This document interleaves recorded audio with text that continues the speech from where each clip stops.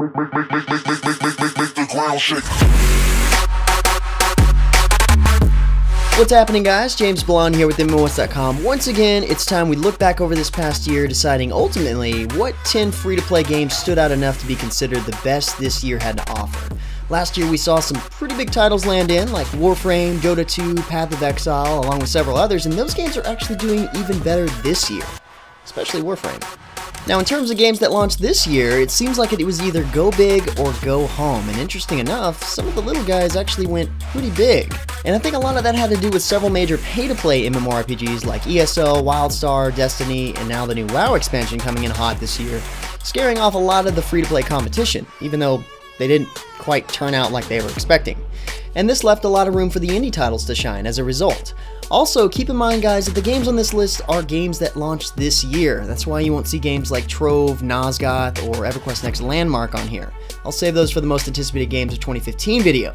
But for now, these are the MMO Hut's top 10 free-to-play games from 2014, starting with number 10, Make the ground shake. Ara Kingdom. I think it's pretty safe to say that we all want to see some sort of originality in our MMORPGs nowadays, whether it be a unique classless system, awesome action combat, or an interesting companion collection system as an example. And Ara Kingdom at least has one of those. Plus, plenty of us can't seem to get enough anime MMOs. Coming from the minds behind Eden Eternal, another popular anime MMORPG, Ara Kingdom lets players collect, grow, and evolve special pets that end up proving fairly useful in combat, even forming combos with the player's combos.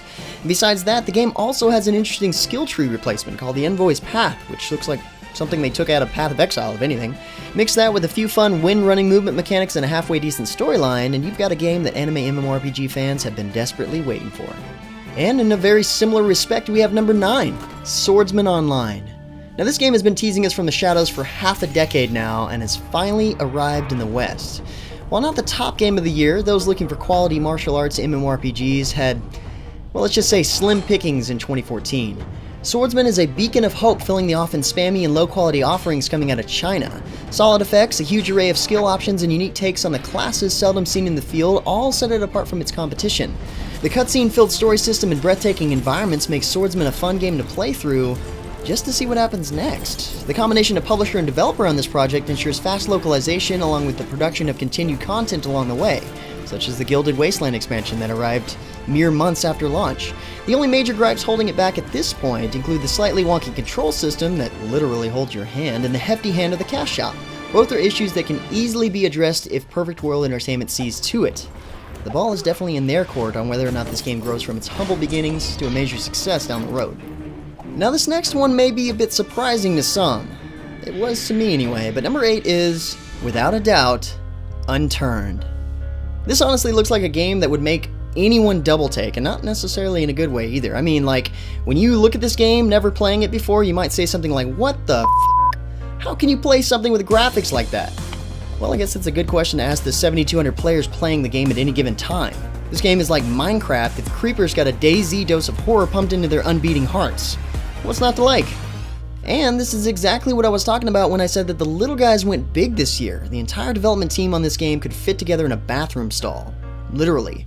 Relatively, this game is super popular to everyone that can see past its low production value and are looking for an easily accessible survival game that they can play with friends. Plus, the genre itself is getting really popular. In any case, everyone loves zombies, whether they know it or not, even if they're block-shaped, apparently. Making my last point even more relevant, we have number 7, Zombies, Monsters, Robots, or Hazard Ops, depending on where you're playing from. I've got to be honest, I was really looking forward to this game when I first heard the announcement, and that it was also from some of the same creators as Gears of War. It's pretty cool. In this game, there's no waiting to get your badass certification. It's just a matter of you picking whatever flavor of action you want. You just choose your game mode, difficulty, and go. And I think that's something that shooter fans can appreciate. That, and the game seems to release major updates every 2 weeks. You want to take down mummies? It's already got it. Looking to fight dinosaurs with missile launchers strapped to their back like something Dr. Evil would think up? It's got that too. Rather be fighting other players in mechs? Not missing out there. Looking for dino mechs driven by sexy space ninjas? Well, you'll have to wait till next week's patch. Whether it's PvP, PvE, or monsters versus mechs, ZMR seems to have it. It's like a shooter fan's buffet. And the dessert table would be considered this next game. Number 6 is Loadout. In a world where everyone is trying their hardest to be politically correct, Edge of Reality came out guns blazing to let us know that they don't give a damn. unleashing what can only be described as Happy Tree Friends meets Team Fortress 2 in an arena-based shooter. But you can't win friends by just being an ass all the time, and that's where the name Loadout comes in.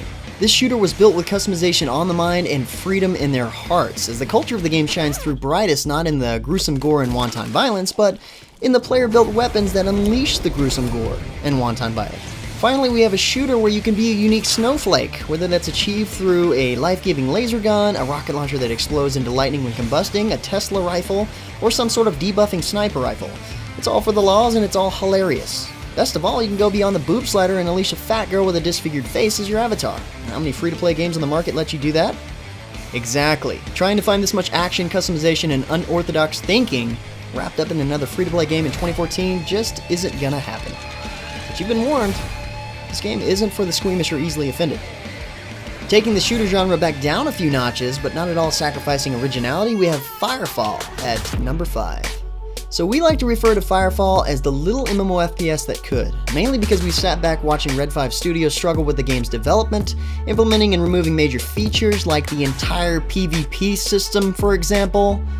They tried and tried over again to hammer out a unique but top-notch shooter, and initially the game seemed directionless and lacking in content. But after what seemed to be last-minute changes, Red 5 was able to salvage what appeared to be a wreck.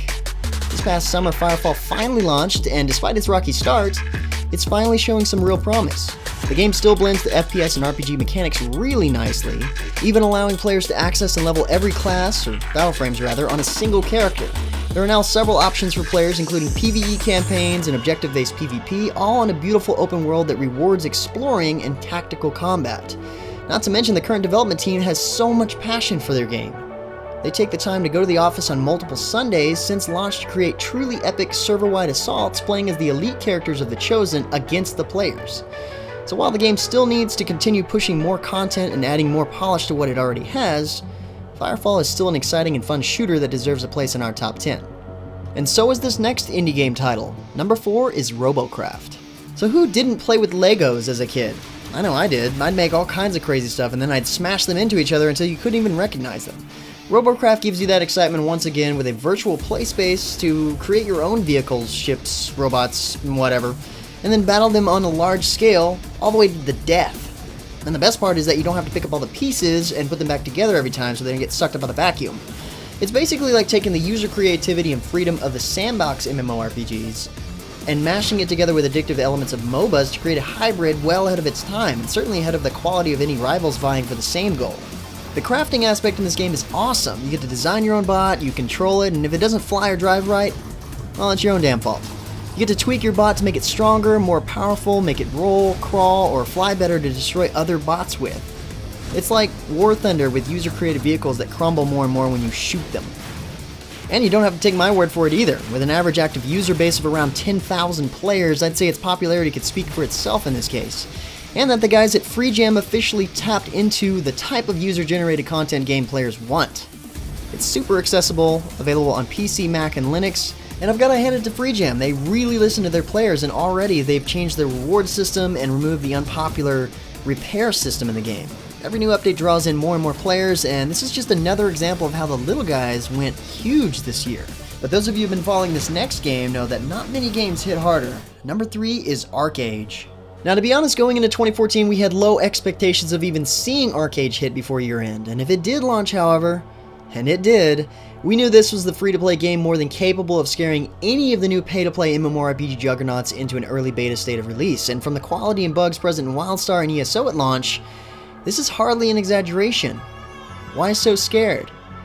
Because ArcheAge is a portal bridging an older generation of theme park MMORPGs into a new era of freedom-focused sandbox MMORPGs. And in that regard, ArcheAge knocks it out of the park, with ideas clearly outside the box for most developers. Players that are too timid to tackle the hardcore sandbox realm before, offered by games like Darkfall and Mortal Online, will fall in love with a detailed theme park leveling system that eases them in a snail's pace into everything the sandbox side offers, such as clans designing the construction of their own castle towns, setting sails on the high seas to carry valuable treasures villagers to merchants, and building out their own townhouses with farms dedicated to growing the rare crafting materials they personally need to elevate their profession to new levels. If you're a bit more anarchist than you are organizer, then you can have it bidding on assaults to burn these castles down, pirating booty from weary merchants at sea and land, and burglarizing neighborhoods for whatever rare materials you absolutely need right now.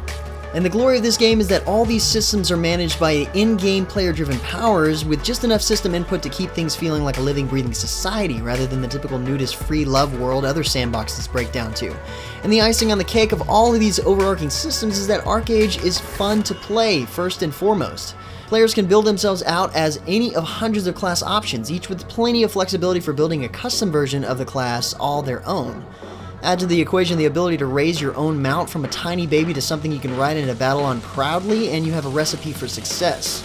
Even if you don't like fighting at all, a massive range of professions from diplomatic translators between races to musicians exist. Basically, if you're a fan of MMORPGs, you will find something you like in this game, if you play it long enough. So with so much going for it, why isn't ArcheAge number 1 on our list? Well, sadly, it currently suffers from a divide between the developers at XL Games and the publishers at Trion Worlds, with odd and unfair cash shop decisions and gamble boxes, tweaked promises to founders, and other profit-taking twists to systems that work just fine in the Korean version. The North American version suffers. And what's weird is Trion isn't known to do this sort of stuff with their other titles. So we just hope that ArcheAge can get back on track in 2015, as no game really even comes close to what it offers. For now, we'll just have to see, and hope. And just like ArcheAge, this next game is pretty brave going to the market with giant contenders dominating the genre. Number 2 is Smite. Minigamers that come across Smite's success typically attribute it to being in the right place at the right time, and they think the first third-person shooter-style MOBA was of course going to succeed. Well, they tend not to realize that Smite wasn't the first to attempt this perspective on the genre, and only through intense perseverance and combining experts of the MOBA genre with veterans of the shooter genre were they able to fight through the tough times and rise to the polished third largest MOBA in the market today. With the initial hurdles out of the way and enough following to ensure profitability for continued development, Smite is quickly snowballing into a juggernaut of a game with no direct competition in the niche they carved out for themselves in 2014. They've done the impossible of making multiple game modes of varying player numbers viable, and shown time and time again their perfectionist ways of reworking gods, completely altering kits, and tossing out the entire itemization system in place of things that they know will work better. So with beta testing going almost worldwide and skin and god creation only speeding up, don't expect to see the MOBA of the gods fading from the spotlight anytime soon. And finally, we have our number 1 free-to-play game of 2014, Hearthstone, Heroes of Warcraft. I honestly never would have thought that a trading card game would take the throne for best game in 2014. Maybe that goes to show what kind of year it's been for the free-to-play market, or maybe it's because Hearthstone is a Blizzard title and we're all drones that have been brainwashed to play it. Actually, there are tons of articles across the internet asking why Hearthstone is so popular, and for starters, and really importantly, it's easy to get into. And on top of that, we like our games to be available at any time, so what did they do? They put it on PC, Mac, and iPad. Made it free to play with the only thing you have to pay for is cards, and in their own marketing words, made it deceptively simple and insanely fun. So being appealing to a huge majority is part of its success, but besides that, the players that find themselves hooked on its overall fun factor can be hard to reason out logically. You can also ask yourself this: why is Warcraft or WoW so popular despite being so old? Because games like that are more fun when a lot of people can relate to your accomplishments and talk to you about your gameplay, just as they are fun to watch and talk about. Check out Hearthstone on Twitch and you'll find yourself watching with 45,000 others. And part of that is because Hearthstone launched with immediate esports support and dedicated marketing to keep the game growing strong, and with its 2 major updates since launch, it seems to indicate it's only getting better. The snowball has turned into an avalanche in this case, and now you pretty much have to play Hearthstone because, you know, all the cool kids are doing it, which altogether make it the most popular and successful game to come out of 2014. Believe it or not. All in all, this year offered up some good titles, including some buy-to-play games that went free-to-play like Defiance and Wakfu. But more so, it let some of last year's games rise up even further, which is really something I'm hoping to see again in 2015. But until then, guys, thanks for watching. I'm not even going to tell you to let us know in the comments below what you thought rocked their 2014 launch, because, well, you're probably going to do it anyway. If you happen to be new to these games, check the links in the description below for more information coming from MMOHuts.com. And until next time, guys, that's going to be it for me. I'm James Blonde. See you out there, gamers.